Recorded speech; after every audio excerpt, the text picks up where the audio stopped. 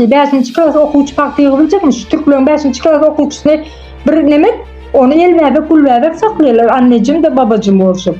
Bizimkiler çiýbugyn aşagynda gezýär. Klasy okan wagtymyzam şeýle. Ondan soň indi ul olduk. Türkmen maşyn wagtyndaky aýtdym. Indi öňkülere ezilip geçdik. 10. klasa çelli pakta ýygýan. Ýatyrlaýyn pakta gitdik. Ýatyn nemämizden körsüçen ullakan körsüçeler bar ekeni. Jyk edip ses gelýär.